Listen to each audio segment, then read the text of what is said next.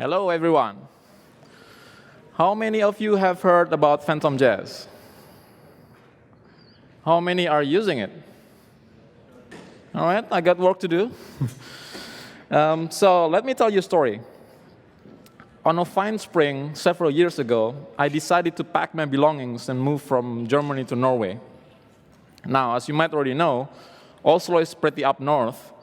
So during the summer, when I took this picture, it's about the time of summer solstice. The night is extremely short, lasts about only 5 hours. The day was long. The summer was absolutely fantastic, beautiful, very enjoyable. But then, of course, like they say, the winter is coming. It's dark, and it's long. Now, mind you, I'm from Indonesia. I lived there for more than 25 years, enjoying its tropical climate. My question is, can you imagine what did a long and dark Scandinavian winter do to me? You're right, I went crazy. So if you don't enjoy winter sport, and genetically you're not designed for this winter situation, as you can see from the picture there, a lot of thought came to my mind. And back then, I was working for Nokia. One of my job is to deal with WebKit, because we built a product that is a C++ multi-platform framework, and that's using WebKit for its web content rendering. Now, this was back 2008. iPhone was still ridiculously expensive. California has still a lot of water. And BlackBerry ruled the world. So if you ever play with huge libraries such as WebKit, you need to compile it and then learn some of the API and try to tweak some things here and there. All the time, I had to do it in C++. It means there's a long edit, compile, run, and most of the time debug cycle. So here's the crazy idea that came to my mind back then because of this long winter. What if I use JavaScript to script that? Since WebKit has a JavaScript engine called JavaScript Core, it needs a JavaScript engine to be able to render the website and do interactivity. So what if, inception moment, what if I use the JavaScript engine inside WebKit to script it itself? That was the genesis of something that later on people know as PhantomJS. The idea is very simple. It has to be scriptable, because I don't want to compile my C++ test program all the time. And most of the time, I don't need something to show up on the screen, because I just want to check something, some behavior of the API. And most importantly, for this particular project, I decided to use WebKit because I work with it, mainly because I want to have this ability to get the true browser-like layout and rendering. So little I know that after all this time, it took me quite a while to release the project. Finally, it's being used by tons of companies out there, small and big. You might be working for a company that you're using it. And of course, throughout its 4 years of existence, since it was released back in early 2011, it has been downloaded many, many million times. In many cases, this is downloaded through some sort of automated tests. Speak itself for the web automation part of it. And as you can see, just a few months ago, we had this big major update also to celebrate its 4 years of existence. And as you can see, the download numbers is still very small, trying to catch up with the 1X release.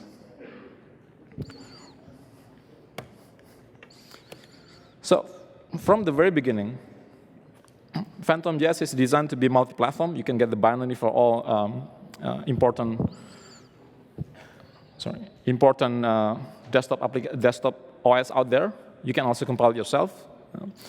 It is designed to have zero dependency with some caveat if you're on an exotic platform. And you can use it in combination with different tools. We're going to see that in a couple of minutes. So why do we need this kind of tool? Why do we need headless browser at all? So if you imagine this continuum, where on the left side, you have these HTTP clients that you might already use on a daily basis, either to test some API or to download stuff from the internet. wget, curl, or URL lib if you use Python.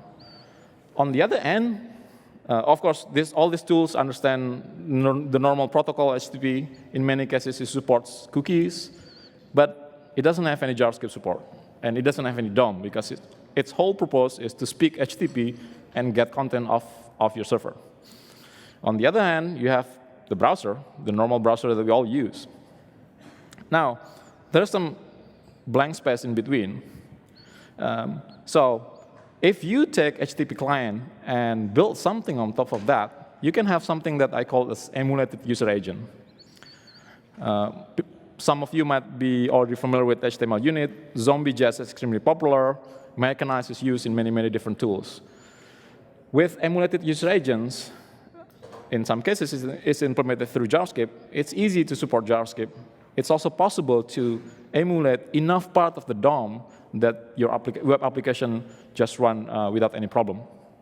However, since it's emulated, there's no true layout. You cannot find the dimension or the geometry of certain div or any node. You also don't have any rendering capability. You cannot render canvas. It doesn't support SVG. You cannot save it to an image, and so on and so forth. So lies between this is headless browser. So it sits between being emulated, and yet it's close enough to the browser, but it's not a real browser.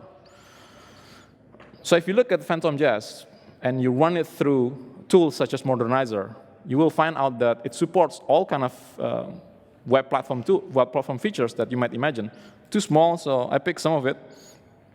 In fact, in PhantomJS 2, with the new major upgrade of WebKit, then you start to get additional features such as flexbox, region shapes, navigation timing, WebSocket, and so on. So with headless browser, you get the browser behavior, but still, it has some similarities to all the tools, Unix tools that you're already familiar with. With PhantomJS 2, you also get a brand new and much improved JavaScript support. In fact, if you run PhantomJS if you run test 262, this is the official test for the ECMA 262. That's the ECMAScript specification from ECMA.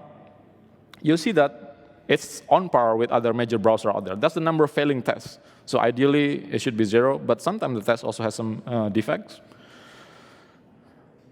So it's close enough to the browser. It's even much more quote-quote compliant than Chrome. In some cases, there are inherently features that won't be supported in headless browser for various reasons. Flash and Java require plugins. There's no really big incentive to implement plugins. You can't also really implement video and audio because you're supposed to be headless. Nothing shows up in the screen. And WebGL CSS3 requires a lot of capability that will be beyond what a command line tool will be able to provide.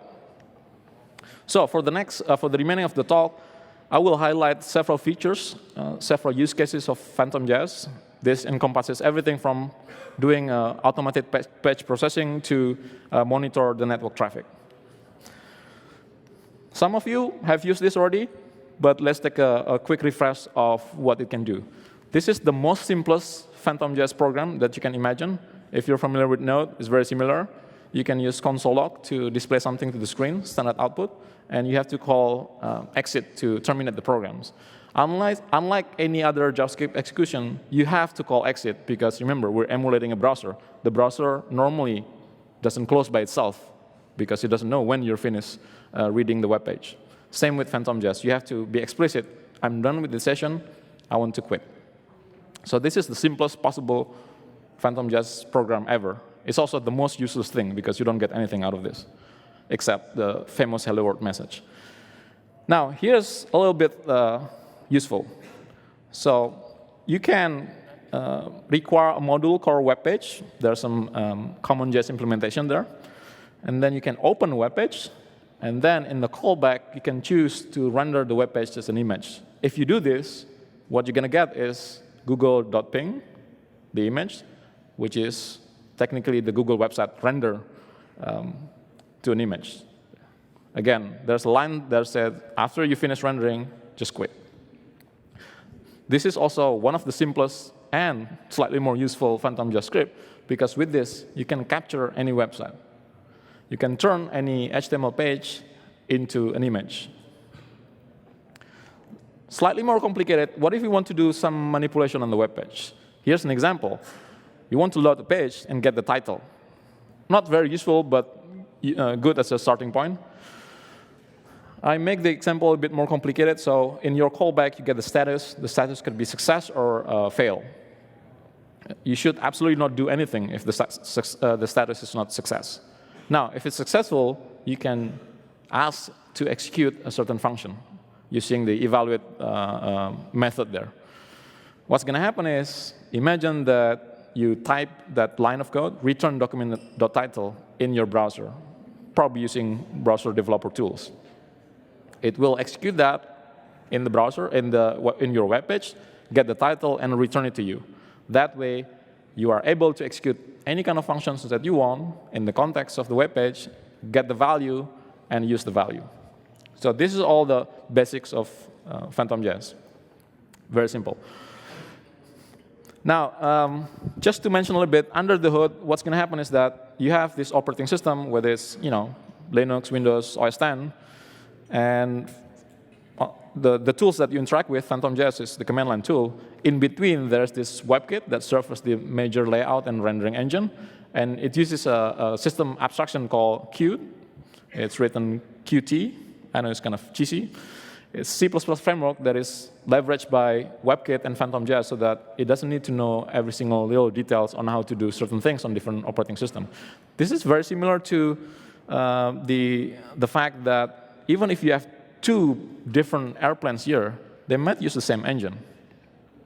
So two different browsers that claims, oh, we use WebKit, might not be exactly the same because they have different they are different browser, but they use same engines. You don't want your Airbus pilot to jump into different airplane and then start flying it. It just doesn't work. So in some cases, you might notice differences, although PhantomJS is based on WebKit versus other tools that is also based on WebKit. Keep that in mind. OK, let's get started. Page processing. You've seen the most simplest usage of PhantomJS. Let's make things a bit more complicated, unsophisticated. If you want to manipulate web page, there are many different ways, and these are just the 3 ways that I can recommend. First, you control PhantomJS directly, just like I demonstrated earlier. You can also use CasperJS, and you can use Selenium. If you work in building tests for your application, you might be already familiar with Selenium. PhantomJS offers a rich set of API. You can do a lot of things from serving files over HTTP to opening web page, render something, customize user agent, execute JavaScript, simulate all kinds of events, intercept network requests, and so on and so forth. So there's a lot of API there. You can take a look at documentation. This is all, for example, what you can do on a web page. You can set and remove and edit cookies. You can evaluate JavaScript. You can intercept all kind of interaction from the users. This is a simple web page, a simple script that opens a web page, as you might already seen before. It does nothing but calling open, and you're supposed to give a callback function. When the callback is invoked, you will know whether the loading is successful or not. Now, once you do this, you can also start to extract information. Just as an example that I've given before, the key here is evaluate function. When you call page evaluate, you ask PhantomJS to execute that function in that page, not within itself. In order to imagine this, think of this way. So you have your script called getTitle. In getTitle, you have a function called, you have a method open. When you call that, it will, behind the scenes, because there's nothing on the screen, this is completely headless, open a web page based on the URL that you specify, and then set up a different context. So the first script, getTitle, runs in PhantomJS context. The second one runs in page context. What evaluate does is send that function over and runs it in the page context.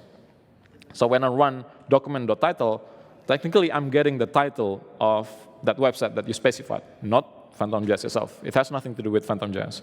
And then optionally, if you want to get some value, in this case, to get the title, you need a return value. But in some cases, you can just choose, hey, please evaluate this and that.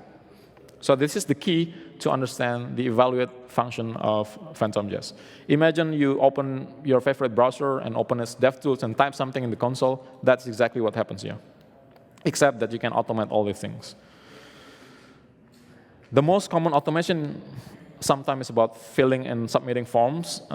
So if you load a web page, say a search engine, and then you try to fill it and then click on submit, this is what you can do with PhantomJS. Again, it has all the standard web API, including CSS selector, so you can totally use functions such as query selector.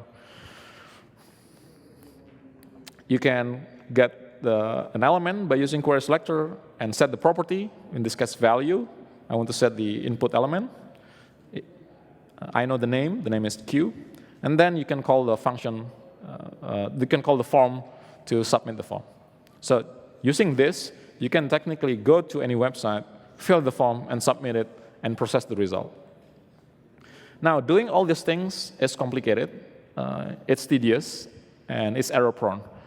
This is where you will appreciate the help that CasperJS will provide.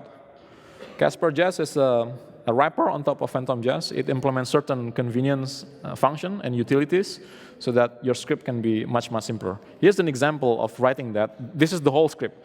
The whole script to basically tells CasperJS, start by opening this URL. In this case, it's the search engine DuckDuckGo. Fill the form by setting the input element called Q with certain search string that I want, and then evaluate it, trying to get the content. So when you call this fill, and the last one true, means that fill this form and submit it. Nothing gets executed. You can see promise-like pattern here until you call Casper1. So with Casper API, you build sequences of steps that you want to execute. Start with the web page, the URL itself. Do these things. In this case, it's very simple. Just fill the form and submit it. And then when you get the result, extract the outcome of that search. In this case, we know that DuckDuckGo will return the search as div links, and you just need to extract it and get the text content.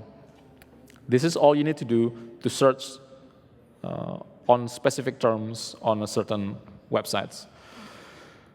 Very straightforward and very simple. Casper has also a bunch of test assertions. So if you don't go to public website, if you go to your web apps, you can say you built an email application. You can say, please fill the username, a password with the test account, submit it, and then you should be greeted with a welcome message. And you can verify that there's a text saying, welcome John. There's some elements that says how many emails you get, and so on and so forth. Another way to use this is to leverage Selenium. So PhantomJS has a built-in implementation of the WebDriver protocol called GhostDriver. You can see the patterns here, like Ghost, Phantom, and so on and so on. So it's a remote WebDriver that uses PhantomJS as the backend. Now, all you need to do is launch PhantomJS with its WebDriver, and then you can start to script it using your standard Selenium method. If you use Node, you can use some of the famous module, I like WD. If you install that package, this is the few lines of code that you need to do to be able to open CasperJS and get the title. Very simple. If you prefer to write your test in Python, sure, knock yourself out. You just need to install the right packages, and then you can use your own standard WebDriver knowledge to script Selenium, which uses GhostDriver, so it runs entirely with PhantomJS. Remember, in the beginning, you just need to start this once. That tells PhantomJS, please start your WebDriver on this port, and then you can run your Selenium test connecting to this particular instance of WebDriver. So those are the 3 steps, 3 easy steps to automate any kind of page processing using PhantomJS. Now let's do a quick walkthrough of leveraging PhantomJS to run your testing. Sure, you might have continuous integration system, but in many cases, it's also helpful for every individual developer to run the test, at least the sanity portion of it. Like I mentioned earlier, if you build a sophisticated email application, what's the point of testing it in 20 different browsers and 200 different operating systems if you make a mistake and you can't log into your email application? So it's really crucial to be able to run subsets of your tests. Technically, those tests should fail right away if you screw up, so that you save a lot of time. This is where running testing headlessly is very, very useful. How many of you here use Jasmine as your test library? Pretty popular. Mocha? QUnit? Oh, OK. Glad I picked Jasmine as my first example. So if you use Grunt, how many of you here are using Grunt? Gulp? What's the latest build tools? Is that from last week or last month? Oh, you're outdated. So if you use Grunt, if you use Gulp, there's also equivalent of packages. If you use Grunt, you can use Grunt Jasmine package. If you do this, then in your Grunt file, you need to specify your tasks.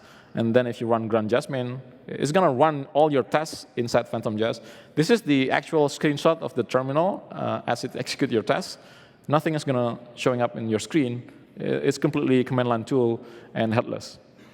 So in a few seconds or a few milliseconds, you see the result. And ideally, of course, you will include this in your Git pre-commit hook. So every time you try to make a commit, the test will run by itself. And if the test fails, you will be blocked from your commit. How many of you are familiar with the Git pre-commit hook? All right.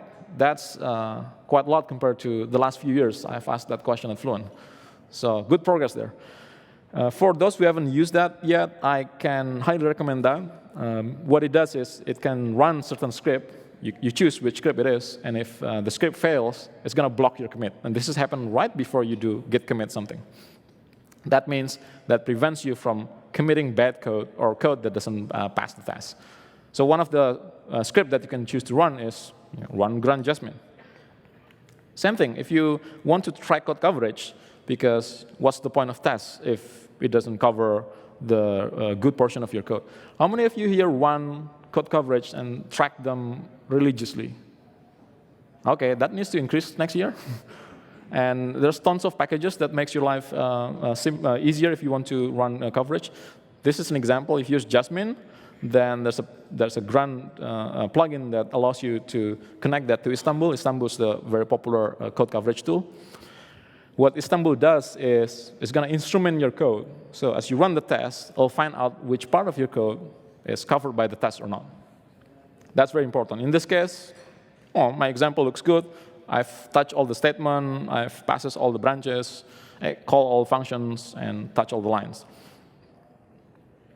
So not only you run the test, you also find out how much of my code is being covered by running those tests. If you want to get fancy, you can add additional plugins that actually complains aloud if the coverage is not 100%. So that's your challenge for next year. Everyone will track code coverage, and everyone will track it up to 100%, maybe even 200%. I don't know.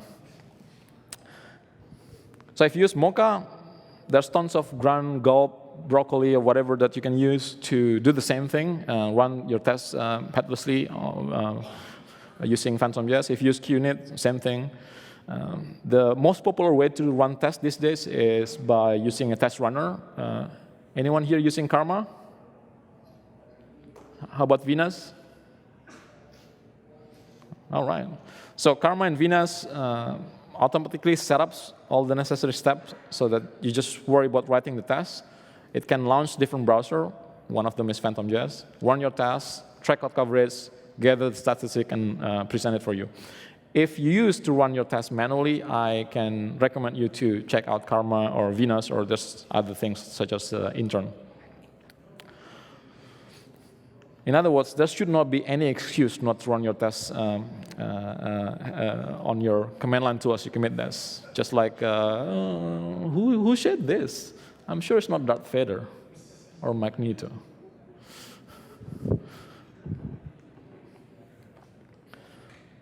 So an extremely important feature of PhantomJS is being able to provide browser-like layout and rendering so that you can capture the screen. And this is very powerful. As I mentioned earlier, you can just convert HTML to anything, whether it's PNG, JPEG, GIF, PDF. Did I pronounce it GIF? Yeah, GIF, PDF. You can output it as an external file. You can produce base64 string, encode it, that you can serve back to your consumer whatsoever. If you have Canvas, SVG, anything, CSS3, they're all supported. So if you can look at the web page, you can render it with PhantomJS and turn it into an image. And this is sometimes useful to generate reports and things like that. A quick tool that is very useful is called SVG to PNG. And this takes your SVG and convert into image. Sometimes it's useful as you have vector images, vector graphics that you want to convert to raster. One of the fantastic use of this is a project from Filament Group called Grand Icon. You create your icon, and then it will be inline as an SVG. It will be inline as an image, and at the same time, it also renders your vector icons into an image in different resolution, because you want to support retina, non-retina, this and that. So you need to worry only about creating one vector icon. Everything else will be taken care of for you. And this is using PhantomJS to render those vectors to raster format in the background. So if you think about, hey, I have documentation in HTML, I have report in HTML using chart that is rendered using SVG and Canvas, and I want to produce the PDF for my, say, customers or managers, then you can totally script that using screen capture features of PhantomJS. So you can control many rendering aspects. You can choose to zoom in, zoom out. You can also pretend that you're on mobile device, different resolution. You can choose only to care about one particular portion of the page. In fact, this is very useful because you can sort of do automated tests on your website. How does it behave? If you claim that you're using responsive design, is it really looking good if the screen is narrow and not really that wide? Media Queries is a nice project that captures many different websites, popular websites, with different screen resolution and present that. Or if you need to conform to certain accessibility requirements, you have to make sure your website is accessible to different type of color blinds, then you can automatically capture that, simulate a number of different dichromacy, and present it so that you know that everything is still readable and legible. So last but not least, in many different situations, in different places, it's not necessarily that the network is reliable. In some cases, you cannot download the CSS. So if you need to fall back to the situation where the text still need to be readable, the content is still good, even though there's no style, then you can simulate what I call de-CSSification. Render the web page as if the CSS file or the style sheet are not loaded. And this is taking advantage of the resource blocking features. You can intercept certain network requests and choose to tell PhantomJS, please don't load that. In other words, if you see that PhantomJS is trying to load CSS, stop that. It's not going to load it. Then you can render it. That simulates the situation where your styles are not present. Of course, the major usage of screen capture is to be able to do visual regression. So imagine you start to commit something, build your apps, and then suddenly everything is off by 1 pixel. In order to capture that automatically, you need to store the baseline, which is the previous version of your web apps, and then the one that you're working on, and do comparison. There's numerous tools out there that is based on PhantomJS that allows you to specify, compare the rendering of the current version of my web page versus the one that you set as baseline.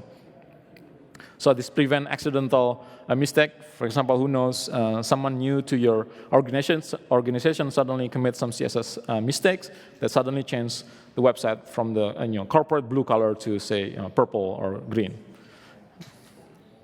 You can catch that as early as possible. So last but not least, since PhantomJS implement the full-blown network stack, it supports HTTP 1.1 with all kind of compressions. You can monitor the request and response that is flying through PhantomJS and the real server. The trick is to use the handler called onResource request. This is a request from PhantomJS to your web server. And onResource receive. This is ask the server sends back the resources to PhantomJS. So there's a couple of parameters there from the size of the request and the response, the header, the timing, and so on and so forth. You can create a script that collect that data and generate the network waterfall. And this way, you can automate the loading performance of the website. Wislow has a built-in modules to do this. If you use, how many of you here use Wislow? Yeah, Wislow has fantastic modules that allows you to use PhantomJS at the back end and automate the tests. So you can see, you can connect that to your CI system, in this case Jenkins. It can complain if you're loading more resource than you're supposed to be, and so on and so forth. There's a new tool, there's a new API called navigation timing. This is finally supported in PhantomJS. This gives you much more detailed breakdown as to what happens in that resource loading. If you use PhantomJS 2 navigation timing support to load a heavy web page, such as The Verge, then you can see all different properties that tells you that's the relative timing in milliseconds. Everything from when the fetch happens for the first time until the DOM is completed and the loading is considered finished. So if you want to learn more about performance, don't miss the talk from my Shape Security fellow engineers, Wesley. He's going to talk about high-performance WebSocket tomorrow here, but he's going to mention one new tool that he built that is based on PhantomJS 2 and uses all the navigation timing API to automate your performance analysis. So I've described and did a quick walkthrough of all the typical use cases of PhantomJS. It's a very powerful tool, so you might want to use it only for good things, just like, is that from Uncle Ben or Batman or Superman? Not sure. So if you have questions, well, since everyone asks this every time I mention about PhantomJS, how about PhantomJS 3? Let's just speculate for the sake of it, man. Let's just say it's going to come in 2016, and for technical reason that I will not elaborate right now, most likely it's going to be based on Chromium with this underlying network stack and a new rendering engine and so on and so forth. So if you still have any questions, come find me and a bunch of other Shape folks at the exhibition hall. I hope you enjoy your lunch. Thank you very much.